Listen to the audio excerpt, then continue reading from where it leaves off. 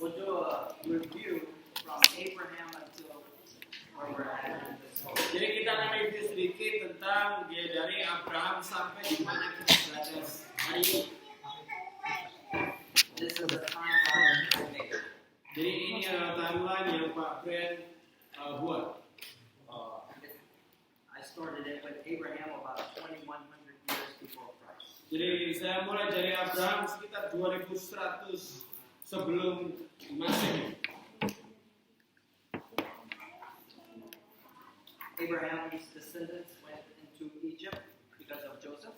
Jadi keturunan Abraham akhirnya ada di Mesir karena Yusuf. And then we learned about Exodus, about God delivering His people from the bondage of Egypt. Setelah itu kita pelajari bahwa bagaimana Tuhan membawa umatnya keluar dalam kitab Keluaran. That happened around 1450 BC. Ini terjadi kurang lebih 145 sebelum Masehi. Then we learned about Joshua going in and conquering the land. Dan akhirnya kita belajar juga tentang bagaimana Yosua masuk ke tanah perjanjian dan menjangkau seluruh area itu. We learned about all of the Canaanites and the Philistines. Dan kita juga belajar tentang orang-orang Kanaan, orang-orang Filistin pada masa itu. And then we learned about the period of the judges, Dan akhirnya kita juga belajar tentang masa hakim-hakim, which was a crazy time in Israel's history. di mana adalah sebuah masa atau zaman yang sangat diamat di sejarah Israel. Tonight's teaching is going to be similar to the craziness of judges. Jadi pengajaran malam hari ini mungkin akan mirip dengan kegilaan yang terjadi di masa hakim-hakim. At the end of the period of judges, we have Samuel, who anoints Saul as king. Jadi di masa akhir dari zaman hakim-hakim kita punya Samuel yang akhirnya mengurapi raja yaitu Saul sebagai raja Israel. And then we learned about Rehoboam, who is the son of Solomon. Dan akhirnya kita belajar tentang Rehoboam yang adalah anak dari Salomo. He was going to be a full king, so the people rebelled against the king. Di mana dia menjadi orang yang raja yang sangat tidak baik dan akhirnya pada rakyat itu memberontak melawan raja. And that caused the kingdom to divide into two kingdoms. Dan itu membuat kerajaan itu terbagi menjadi dua kerajaan. The last time we met, we talked about some of the kings of Judah, of the southern kingdom. Jadi kita terakhir pertemuan kita bicara tentang kerajaan di bagian Yehuda. Yeah. We talked about King Asa, King Jehoshaphat. Kita bicara tentang Asa dan Yosafat. Bukan Jehoshaphat.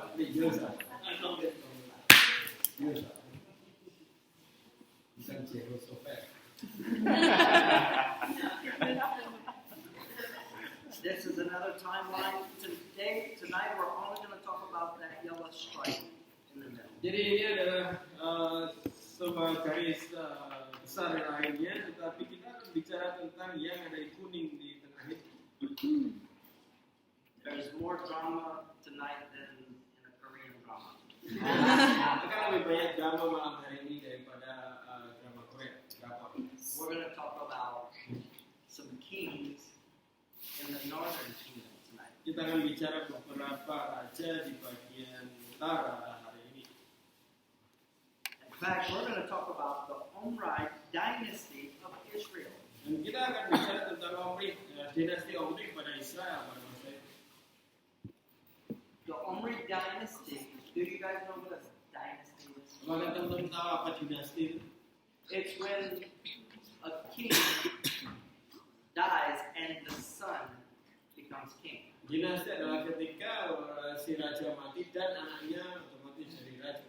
If there's no son to take over the throne, then a close relative will take over the throne. Dan kalau tak ada anak yang akan beralih kerajaan atau raja itu, tata itu, dan akhirnya keluarga lain yang akan mengambil itu. And that will start a new dynasty. Dan itulah di mana ketika dinasti baru itu dimulai. So dynasty is father, son, father, son, father, son, father, son, until it changes. Jadi adalah ketika dinasti itu adalah ketika bapak anak sampai berubah tidak lagi di dalam bapak anak itu. If I'm not wrong, I think there's 8 or 9 dynasties in North Israel. Jadi kalau saya nggak salah juga 8 atau 9 dinasti yang ada pada zaman untuk Israel Utara. Who wants to guess how many dynasties in Judah? Jadi siapa yang mau tebak berapa dinasti di Yehuda? But how many? One. Only one dynasty. The dynasty of David. Cuma ada satu dinastinya Daud Because of a promise from God. karena janji dari Tuhan. And it's supernatural. No other kingdom rules for so long, just one dynasty. Karena ini benar-benar hanya bayangan karena ini tidak ada dinasti yang begitu lamanya selalu memerintah. Even in Egypt, there's 40 something dynasties. Bahkan di Mesir ada sekitar 40-an dinasti. So tonight we're going to talk about the dynasty that comes from King Omri.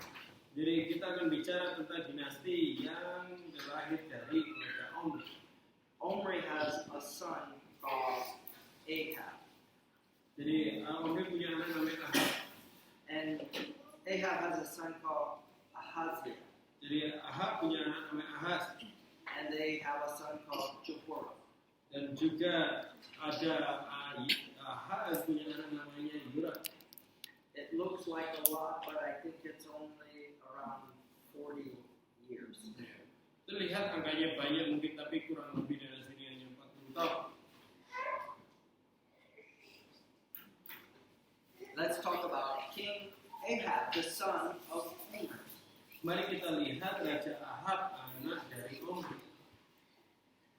This is where Israel turns completely away from the Lord. Inilah masa di mana Israel benar-benar berbalik dari Tuhan sepenuhnya. Because King Ahab, he ruled from 874 to 853. And he was the wickedest king of Israel. Karena Raja Ahab dia memerintah kurang lebih dari 874 sampai 853 sebelum Masehi. Now, Dan dia raja yang terjahat di Israel. his wife was Queen Jezebel. Jadi istrinya adalah Ratu Yezebel. Yeah. Until this point, there's really no queen of Israel until Jezebel. Jadi sebenarnya kayak hampir nggak ada ratu semasa sebelumnya, cuma dimulai pada zaman Isa. Jezebel is the first woman to begin to control the kingdom. Dia adalah ratu pertama yang mengontrol kerajaan itu. She was the daughter of the Phoenician king Ethbaal. Jadi dia adalah anak perempuan dari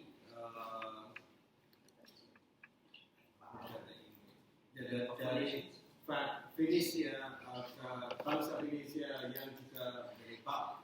He was the king of Tyre. Jadi dia adalah raja dari Tyre.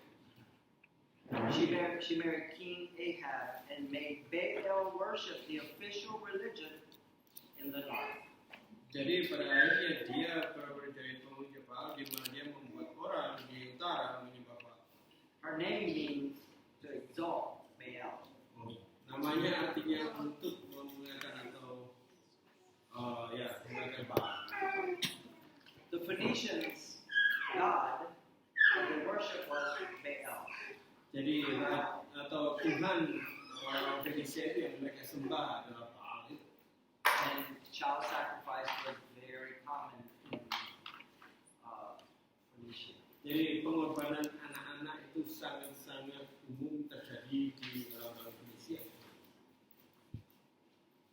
competing religion was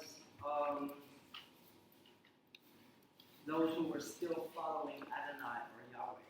Jadi kepercayaan lain yang menyaingi kepercayaan mereka salah satunya adalah mereka yang masih menyembah Adonai atau Yahweh. Yeah. So there's some confusion about God's name. We're going to probably make a switch to calling him in English Adonai. Jadi ada banyak pembicaraan tentang nama Tuhan, tetapi di dalam bahasa Inggris kita akan lebih banyak memanggilkan nama Adonai. We know the letters of God's name, but we don't know how it was pronounced. Jadi kita tahu hurufnya, Yahweh itu nama Tuhan, tetapi kita nggak tahu gimana cara bacanya. Some people say Yahweh, some say Jehovah. Beberapa ngomong Yahweh, beberapa ngomong Yehovah. So the Jews have chosen to be on the safe side and call him Adonai or Hashem.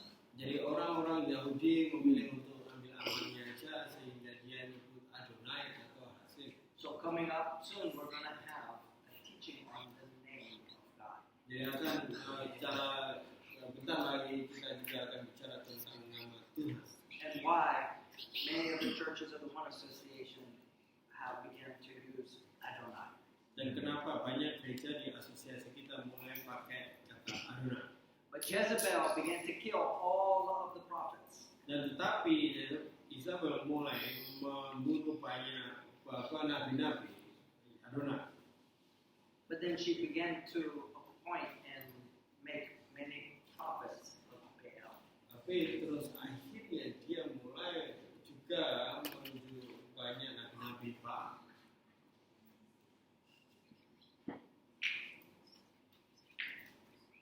This was a very prosperous time, actually, for Israel. Jadi ini sebenarnya masa yang paling makmur bagi Israel. The kingdom of Israel expands and takes over a large portion of the kingdom of Moab. Jadi pada waktu itu kerajaan Israel atau Israel Utara mengambil bagian, dapat menguasai bagian dari kerajaan dari Moab. And they become about 3 times larger than Judah. Dan dia menjadi mungkin 3 kali lebih besar daripada Yehuda. And Judah remains faithful to Adonai. Dan Yehuda terus setia kepada Adonai. But Israel turns away from Adonai. Tapi Serve false gods. Tapi Israel mulai memberontak atau menjauh dari Tuhan. They take over a large portion of Ammon and Moab. Jadi mereka mengambil sebagian besar dari Ammon dan Moab. The orange in the middle is the kingdom of Israel, the north kingdom. Jadi Moab and Moab and Ammon.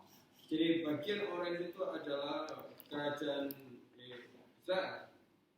You can see the red all the way at the top, that's Phoenicia. Jadi bagian atas yang merah di atas itu adalah Fenisia. This is where Jezebel is from. Itulah di mana asli dari tempat asal kampung halaman Isop. We're going to learn tomorrow, next week, about Aram, which is the green all the way on the top. Dan kita akan minggu depan akan bicara tentang Aram juga di hijau yang bagian atas. And the biggest portion next week, you're going to learn about the Syrians again. Dan bagian yang terbesar juga tentang minggu depan kita akan bicara tentang Syria lagi. Yeah, because next week, Israel goes into exile. Ya karena minggu depan Israel masuk kepada masa perjuangan. Why do the wicked prosper? Kenapa orang-orang yang jahat itu termakmur? There's many rich men who are wicked. Banyak orang yang kaya dan jahat. And most of them are rich because they are wicked. Karena sebagian besar mereka kaya raya karena mereka jahat atau tidak baik, fasik asal jatuhnya. They take the money from the poor people. Mereka ngambil uang dari orang-orang yang miskin. Psalm 73:3 says, "For I was envious of the arrogant when I saw the prosperity of the wicked. Jadi dikatakan di Mazmur 73 ayat 3 bahwa sebab aku cemburu kepada pembual-pembual kalau aku melihat kemunculan orang-orang fasik. I'm sure Judah was wondering, why is Israel prospering at the moment they are turning away from the Lord? Jadi saudara Yehuda mulai bertanya-tanya kenapa mereka orang Israel terus makmur di waktu atau di masa yang mereka bahkan menjauh dari Tuhan. You would think bad things would be happening to Israel. Jadi dia pikir, oh karena mereka jauh dari Tuhan, hal buruk akan terjadi pada mereka. The wicked prosper, but only for a moment. Jadi orang fasik atau orang yang tidak baik itu mereka akan makmur untuk waktu yang pendek saja. And sometimes it's difficult for the righteous to see the wicked prosper. Tapi kadang sulit untuk orang benar melihat bahwa orang yang jahat malah lebih makmur. I've asked this Lord this question many times. Why do the wicked prosper? Jadi saya bertanya kepada Tuhan sering dengan perkataan ini, kenapa mereka yang jahat itu malah makmur? And then the Lord reminds me, yes, but it's not for long. Dan saya selalu ingat bahwa Tuhan mengingatkan saya bahwa ya, tapi mereka tidak akan bertahan. God has not forsaken Israel. He raises up the most famous prophet of all. Jadi Tuhan tidak meninggalkan Israel, bahkan Dia membangkitkan nabi yang paling terkenal sepanjang masa. Almost out of nowhere, Elijah appears. Jadi hampir tidak tahu dari mana Elia muncul. When everyone in Israel is choosing to serve Baal, God sends Elijah. Jadi waktu tidak semua bangsa Israel memilih untuk menyembah Baal, Tuhan kirim Elisa. God's even going to demonstrate His power is greater than Baal's. Tuhan sedang memperlihatkan bahwa kuasanya lebih besar daripada Baal. So Elijah comes to King Ahab and he says, "It's not going to rain until I say so." Elijah or Elijah? Elijah. Jadi Elia waktu itu Elijah tells King Ahab, "It's not going to rain until I say so." Jadi Elia katakan bahwa kepada Raja Ahab kalau tidak akan ada hujan sampai aku ngomong. Why is this such a bold statement? Ini adalah benar-benar perkataan yang berani sekali. Ahab worships Baal, and what is Baal's superpower? Jadi Ahab itu benar-benar menyembah Baal dan apa sih kuasanya Baal? Apa sih kuasanya Baal? Dia adalah jiwa hujan. So Elijah is saying, No rain. "No rain until I say so." Jadi Elia sebutkan tidak akan hujan sampai aku menyuruh ada hujan. And there's nothing Baal can do about it. Jadi tidak ada Baal nggak bisa apa-apa. It's a cool. No rain. Yes, sir. No rain. Yeah. After Elijah is from Tishba. Jadi Elia itu dari Tisbe. This is in the region of Israel. Jadi ini adalah area dari Israel. So Elijah is a prophet to Israel. He is also an Israelite, not in the tribe of Judah. Jadi Elia itu adalah orang nabi bagi Israel, dia bukan dari Yehuda. So he's prophesying to his own people. Jadi dia sedang bernubuat ke masyarakatnya sendiri. God tells him to go to the brook Kerith. Jadi Tuhan katakan bahwa dia adalah di sungai yang kecil. Yeah. Pergi ke situ.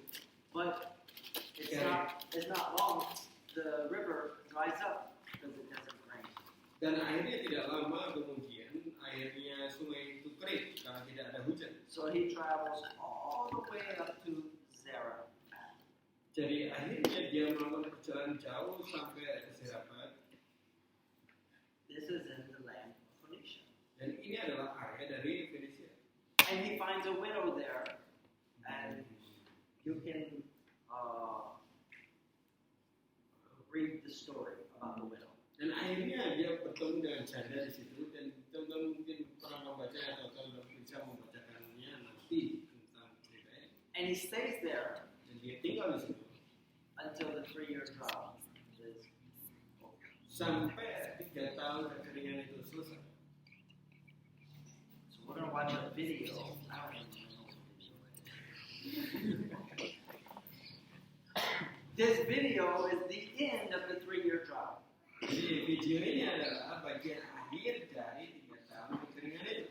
Elijah has proven Baal can't make it rain if God says no.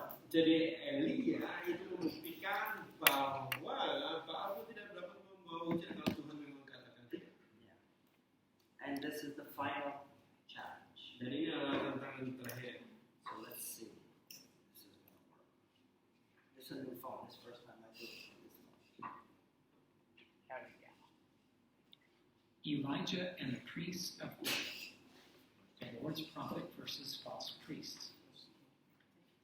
The kingdom of Israel continued to suffer from having no water. King Ahab told the people to follow a false god named Baal. The Lord sent Elijah the prophet to meet Ahab. Elijah invited all the people to the top of a mountain. He invited the king and his priests to a challenge to see whether the Lord or Baal was the true God. Elijah explained the challenge. He and the priests would sacrifice a bull on the altar, but they would not light a fire themselves. Instead, the priests would pray to Baal to start a fire. Then Elijah would pray to the Lord to start a fire. Elijah knew that only the true God would start the fire. The priests of Baal prayed to their God from morning until noon, but nothing happened. Elijah joked with them and said their god Baal must be asleep. The priests grew angry, jumped on the altar, and shouted into the evening. They hoped their God would answer, but there was still no fire. Then it was Elijah's turn. He built an altar to the Lord, dug a trench around the altar, and prepared the sacrifice. Elijah asked the people to fill 4 barrels of water and pour them onto the wood of his altar 3 times. Water soaked the wood and the altar. It filled the whole trench. Elijah prayed to the Lord to show the true God's power. The Lord's fire came down and consumed the sacrifice, wood, stones, and water. The people knew that Elijah's God was the true God. Elijah prayed that the drought would end, and the Lord sent rain.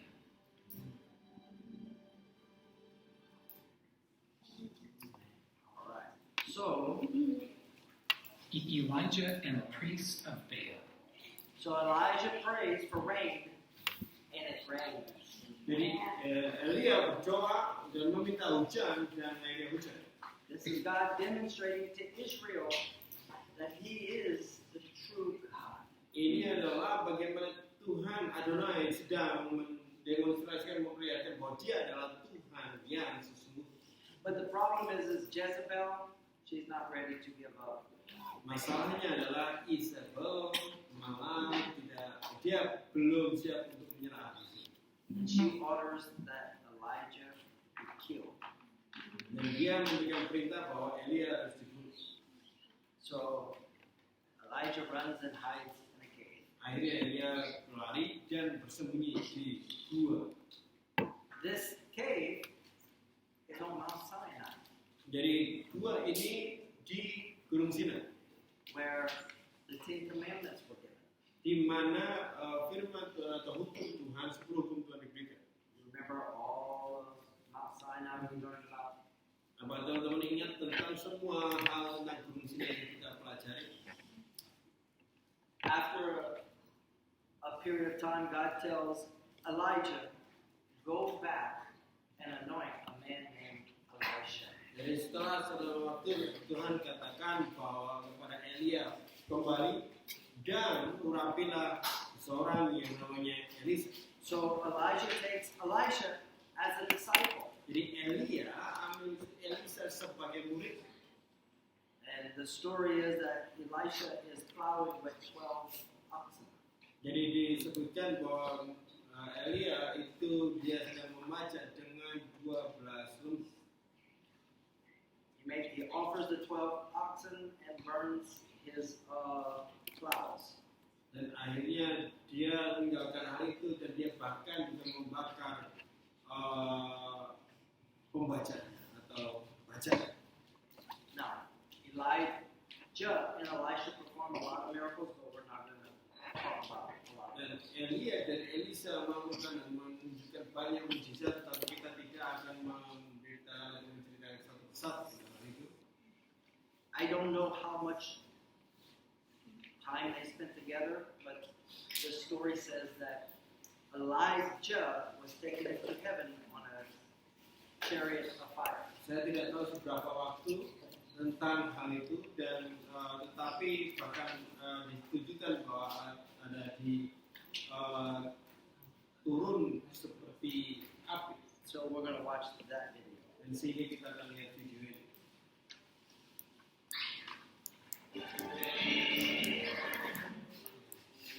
When the Lord was about to take Elijah up to heaven in a whirlwind, Elijah and Elisha were on their way from Gilgal. Elijah said to Elisha, "Stay here. The Lord has sent me to Bethel." "As surely as the Lord lives and as you live, I will not leave you." So they went down to Bethel. The company of the prophets of Bethel came out to Elisha and asked, "Do you know that the Lord is going to take your master from you today?" "Yes, I know, but do not speak of it." Then Elijah said to him, "Stay here, Elisha. The Lord has sent me to Jericho." "As surely as the Lord lives and as you live, I will not leave you." So they went to Jericho. The company of the prophets of Jericho went up to Elisha and asked him, "Do you know that the Lord is going to take your master from you today?" "Yes, I know, but do not speak of it." Then Elijah said to him, "Stay here. The Lord has sent me to the Jordan." "As surely as the Lord lives and as you live, I will not leave you." So the two of them walked on. 50 men of the company of the prophets went and stood at a distance, facing the place where Elijah and Elisha had stopped at the Jordan. Elijah took his cloak, rolled it up, and struck the water with it. The water divided to the right and to the left, and the two of them crossed over on dry ground. When they had crossed, Elijah said to Elisha, "Tell me, what can I do for you before I am taken from you?" "Let me inherit a double portion of your spirit." You have asked a difficult thing. Yet if you see me when I am taken from you, it will be yours. Otherwise not. As they were walking along and talking together, suddenly a chariot of fire and horses of fire appeared and separated the two of them. And Elijah went up to heaven in a whirlwind. Elisha saw this and cried out, My father! My father! The chariots and horsemen of Israel! And Elisha saw him no more. Then he took hold of his own clothes and tore them apart. He picked up the cloak that had fallen from Elijah and went back and stood on the bank of the Jordan. Then he took the cloak that had fallen from him and struck the water with it. Where now is the Lord, the God of Elijah? When he struck the water, it divided to the right and to the left, and he crossed over. The company of the prophets from Jericho who were watching said, The spirit of Elijah is resting on Elisha. They went to meet him, bowed to the ground before him. Look, we your servants have 15 able men. Let them go and work for your master. Perhaps the Spirit of the Lord has picked him up and set him down on some mountain or in some valley. No, do not send them. But they persisted until he was too ashamed to refuse. So he said, Send them. And they sent 50 men, who searched for 3 days but did not find him. When they returned to Elisha, who was staying in Jericho, he said to them, Didn't I tell you not to go? The men of the city said to Elisha, Look, our Lord, this town is well situated, as you can see, but the water is bad and the land is unproductive. Bring me a new bowl and put salt in it. So they brought it to him. Then he went out to the spring and threw the salt into it, saying, This is what the Lord says. I have healed this water. Never again will it cause death or make the land unproductive. And the water has remained wholesome to this day, according to the word Elisha had spoken. From there Elisha went up to Bethel. As he was walking along the road, some youths came out of the town and jeered at him. Go on up, you bald head. Go on up, bald head. He turned around, looked at them, and called down a curse on them in the name of the Lord. Then 2 bears came out of the woods and mauled 42 of the youths. And he went on to Mount Carmel, and from there returned to Samaria.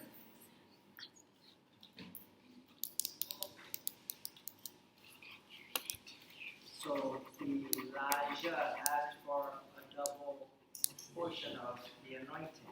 Jadi Elisa meminta untuk 2 kali lipat urapan yang dimiliki oleh Elia.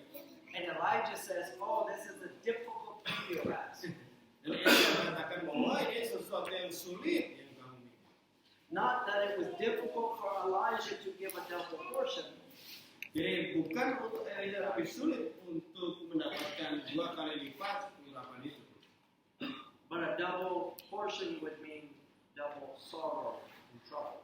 Jadi tetapi 2 kali lipat urapan itu juga berarti bahwa 2 kali lipat kesulitan.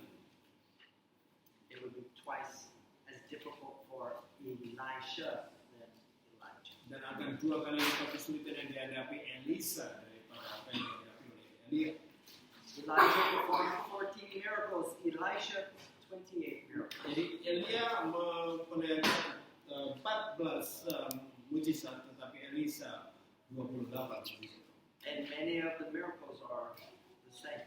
Dan banyak mujizat yang sama.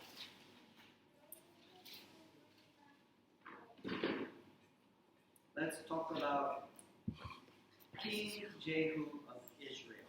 Mari kita bicara tentang Raja Yehu dari Israel. Jehu is the commander of the army, not of David, but of Ahab. Jadi Yehu itu adalah komandan atau pemimpin dari pasukannya Ahab. And Ahab is such a wicked king that God tells Jehu, I'm going to make you king. Jadi saking jahatnya Ahab, Tuhan katakan kepada Yehu untuk bahwa dia akan menjadi raja. God tells Jehu, completely wipe out all of Ahab's children. Dan Tuhan katakan kepada Yehu untuk benar-benar menyingkirkan dan memusnahkan semua keturunan dari Ahab. To make sure none would try to come back to the throne. Jadi untuk memastikan tidak ada satu pun dari anak-anak itu mencoba kembali ke tahta. So he kills all of Ahab's children. Sehingga dia membunuh seluruh anak-anaknya Ahab And Jezebel. dan juga Isabel. Jehu was Jehu threw Jezebel off of a building and she fell to the ground and her blood splattered everywhere. Dan Yehu melemparkan Isabel dari atas bangunan dan bahkan seluruh airnya, seluruh darah dari Isabel itu kemana-mana. And then he got in his chariot and rode around and ran over her, dead body. Dan dia mengendarai kereta kudanya keliling-keliling dan menginjak atau menabrakkan diri ke jasad dari Isabel. Then he said, let's see. Jadi katanya mana? And during the meal, he said, she was the queen. Let's go remove her body from the street. Lagi asik makan dia ngomong, oh dia tadinya ratu, mari kita pindahkan jenazah. But when they went out, the dogs had already eaten most of her body. Nah, waktu mereka coba ke jasad itu ternyata anjing udah makan banyak bagian dari jasad si Isabel. Yeah. This was a prophecy that was fulfilled because she killed, what was his name? Naboth for his vineyard. Ya, ini untuk menggenapi sebuah nubuatan di mana Isabel melakukan hal yang jahat membunuh si Naboth. Itu Everything but the hands, because the hands were too wicked to eat. ya, jadi dia pada akhirnya itu nubuatan karena perlakuan itu dan dimakan bahwa segala sesuatu akan dimakan kecuali tangannya karena tangannya terlalu busuk karena melakukan hal-hal yang jahat. He also began to kill anyone who worshipped Baal. Jadi Yehu juga mulai membunuh siapapun yang menyembah Baal. You could think that maybe Jehu is a righteous man for this, Ya kita berpikir, oh Yehu mungkin orang benar dengan hal ini.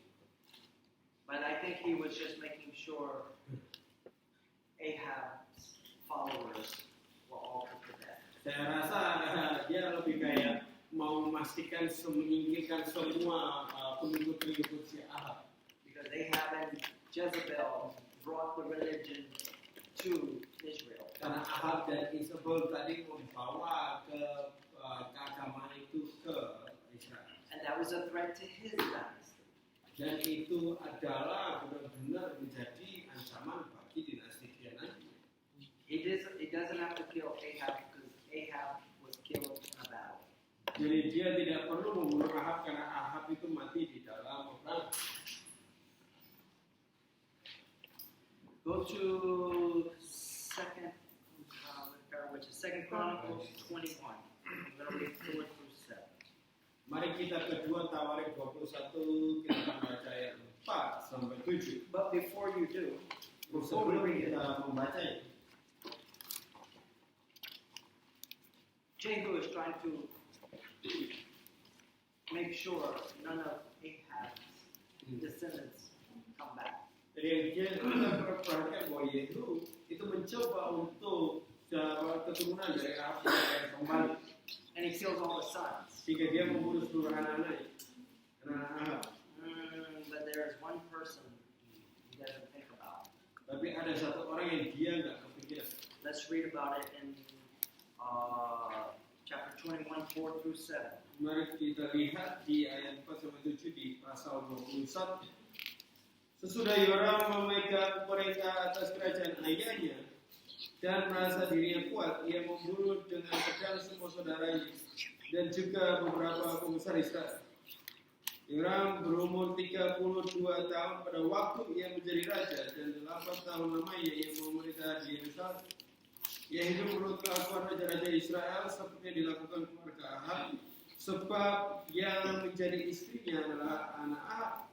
Ia melakukan apa yang jahat di mata Tuhan. Namun demikian, Tuhan tidak mau memusnahkan keluarga Daud oleh karena perjanjian yang diikatnya dengan Daud. Sesuai yang dengan dijanjikannya, bahwa ia hendak memberikan keturunan kepadanya dan anak-anaknya untuk selama-lamanya. I know this is very confusing, so I created this slide. Saya rasa tadi ayat itu sangat membingungkan, sehingga saya buat slide ini. Jehoram is the son of Jehoshaphat. Jadi Yoram itu adalah anak dari Yosafat. Jehoshaphat tried to reunite the kingdoms. Jadi Yosafat itu mencoba untuk menyatukan kembali kerajaan. So he gave his son Jehoram in marriage to Ahab and Jezebel's daughter, Athaliah. Jadi Yosafat memberikan anaknya si Yoram untuk menikah kepada anaknya Ahab dan Jezebel, namanya Atalia. Jehoshaphat tried to befriend Ahab. Jadi Yosafat mencoba untuk punya pertemanan dengan Ahab. They even named their sons the same name. Ya, mereka bahkan membuat namanya anak-anak mereka sama. They both have a son named Jehoram. Jadi mereka sama-sama punya anak namanya Yoram. And both of those sons become kings. Dan dua-dua anak itu jadi raja juga di kedua raja kerajaan itu. So when it mentions King Jehoram, it either says the son of Jehoshaphat or the son of Ahab. Jadi waktu di kitab ini disebutkan Yoram itu bisa anaknya si Yosafat atau anaknya Ahab. Now, Athaliah is the daughter of Ahab. Nah, Atalia itu adalah anak dari Ahab. She has a brother named Jehoram, and her husband's name is Jehoram. Nah, dia punya saudara laki-laki yang namanya Yoram dan suaminya juga namanya Yoram. And Jehoram and Athaliah have a son called Ahaziah. Jadi Yoram dan Atalia itu punya anak namanya Ahaz. Ya, Ahaz. So when Jehu is anointed by Elisha to become king, Jadi waktu itu akhirnya ditabiskan oleh si Elisa untuk menjadi raja. he kills Jehoram, the son of Ahab, and Jezebel. Jadi dia bunuh Yoram dan juga Isabel. Now, we're going to learn about Athaliah in a minute. Dan kita akan bicara tentang Atalia juga habis ini. She basically has the same spirit as her mother. Dia punya roh yang sama kayak ibunya. You just read about Jehoram, Jadi yang baru kita baca barusan ada tentang Yoram, her husband. suaminya.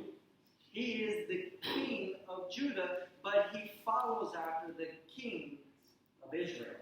Jadi lihat bahwa dia adalah raja Yehuda, tetapi dia mengikuti kehidupan dari kerajaan Israel. That means he begins to do Baal worship in Judah. Artinya dia mulai menyembah Baal di Yehuda. Athaliah brings her family gods to Judah. Jadi Atalia membawa Tuhan keluarganya ke Yehuda. Jehoram only reigns for 2 years, Ya Yoram mungkin memerintah kurang lebih 2 tahun aja. and he dies from probably colon cancer. Jadi dia mati mungkin karena ada kanker usus. It says that his bowels are came out of his body. Jadi dikatakan kayak usus itu keluar dari tubuh And he died. dan dia mati. And Athaliah appoints her son Ahaziah to the throne. Jadi akhirnya Atalia ini memilih anaknya Ahaz itu ada tahta. But Jehu kills Ahaziah because he is a descendant of Ahab. Jadi Yehu itu membunuh Ahaz karena dia adalah keturunan dari Ahab. Through Athaliah. Jadi itu keturunan dari Ahab melalui Atalia. And he's a worshiper of Baal. Dan mereka adalah penyembah Baal juga. So that's very complicated. Sangat rumit sekali. But Athaliah is poisoned just like Jezebel. Dan tetapi Atalia itu adalah racun seperti si Isabel. In fact, after her son dies, she becomes queen of Judah. Bahkan setelah suaminya mati, dia menjadi ratunya Yehuda. And she reigns for 6 years. Dan dia memerintah selama 6 tahun. And she begins to kill all of her grandchildren. Dan dia mulai membunuh cucu-cucu mereka. Yeah, she's not a good person. Dia bukan orang yang baik. I can't imagine killing my grandchildren, so I stay here. Saya nggak bayangkan kalau saya membunuh seluruh cucu saya supaya saya terus jadi raja. But she is like her mother. Ya, memang dia kayak ibunya. While she's trying to kill all of her grandchildren, Jehosheba hides one of them called Joash. Jadi waktu si Atalia ini terus mencoba untuk membunuh keturunannya, si Yoseba itu menyembunyikan seseorang yang namanya Yoas. Jehosheba is a woman, Jadi Yoseba ini perempuan. and she is the sister of. I can't remember all of them. Jehoram. Ahaziah. Jadi si Yoseba ini adalah saudara atau mungkin adik dari si Ahaz. So this is her nephew. Jadi ini kayak keponakan. And this is important because this fulfills God's promise to David. Jadi ini penting sekali karena ini adalah menggenapi janji Tuhan kepada Adam. Now, Athaliah is just like her mother, and she likes to kill the followers of Adonai. Jadi ya Atalia ini kayak mamanya juga bahwa dia suka membunuh pengikut-pengikut dari Adonai. Ya. And Jehosheba, she's married to the high priest. Yoseba ini dia menikah dengan imam agung. That's how we know they weren't Catholic, Kenapa dia bukan Katolik? because this priest is married. Karena imam di sini menikah, jadi kita tahu bahwa mereka tidak Katolik. And where's one place you would hide something that you wouldn't want, that you think Athaliah would not look? Dan kira-kira di mana akan disembunyikan, di mana kita pikir kalau Atalia tidak akan cari. They hide it in the temple. Jadi dia menyembunyikan anak ini di bait Tuhan. And so Jehoiada, the high priest, hides Joash in the temple for 7 years. Jadi dia Yoiada itu imam agung menyembunyikan si Yoas selama 7 tahun. And when it becomes, I don't know how old it was, but 7 years after hiding, Jehoiada anoints Joash as king. Dan saya nggak tahu mulai berapa, tapi 7 tahun setelah persembunyian itu, akhirnya Yoiada itu mengurapi si Yoas menjadi raja. 7 years old. So he was one when they hid him in the temple. Jadi waktu dia diurapi atau diurapi menjadi raja itu berbeda 7 tahun. Jadi waktu disembunyikan berarti dia umur 1 tahun. So Athaliah hears a big commotion going on at the temple. Jadi Atalia mendengar ada sesuatu perayaan yang besar yang terjadi di bait Tuhan. And so she runs into the temple to see what's going on. Jadi dia lari ke bait Tuhan dan melihat apa yang terjadi. And she sees Joash being anointed as king. Dan dia lihat Yoas sedang diurapi jadi raja. And she screams, "Treason! Treason!" Pengkhianat. Jadi dia teriak bahwa pengkhianat. Jehoiada says, "Men, kill her." Jadi dia katakan, dia bunuh dia. But not in the temple. Take her out of the temple. Tapi tidak di bait Tuhan, jadi keluarin dan bunuh. Because she's not an acceptable sacrifice. Dia bukan korban yang layanan pada Tuhan yang boleh dibunuh di dalam bait Tuhan. And so Athaliah is the only queen of the north or the south. She's the only queen in Israel's history. Jadi Atalia adalah satu-satunya ratu yang memerintah di seluruh sejarah Islam.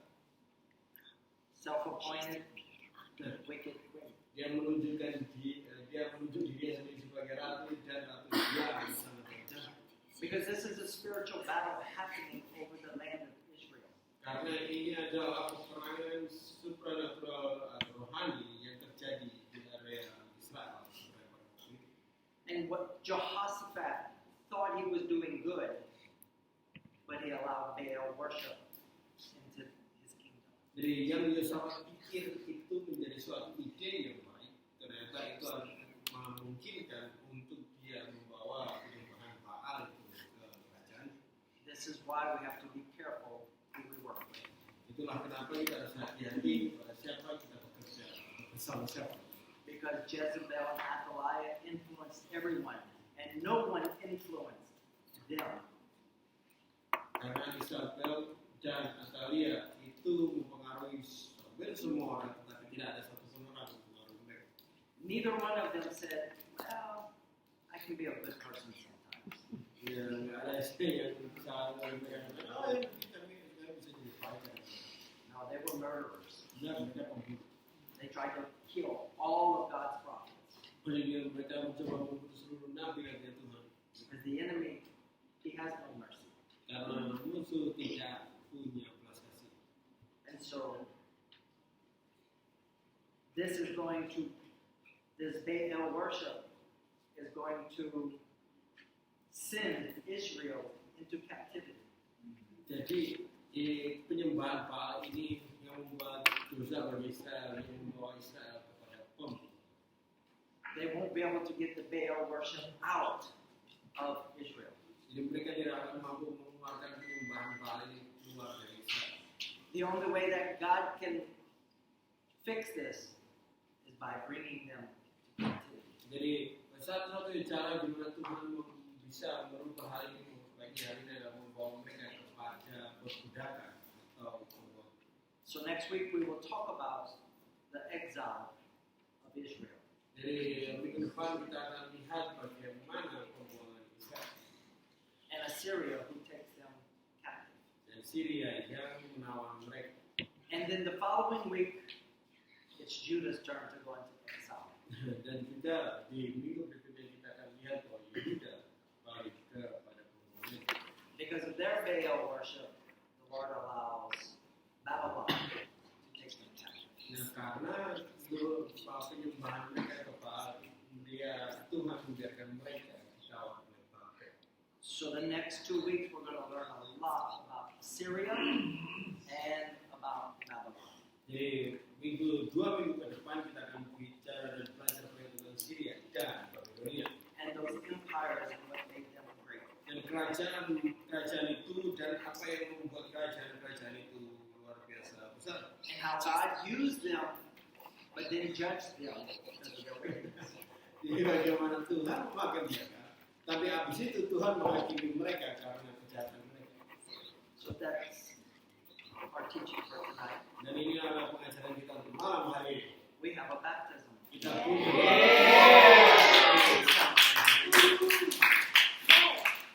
You guys ready to see a baptism? Oh, I think the water is probably done. If not, we'll make it work. We'll baptize and we'll over. Father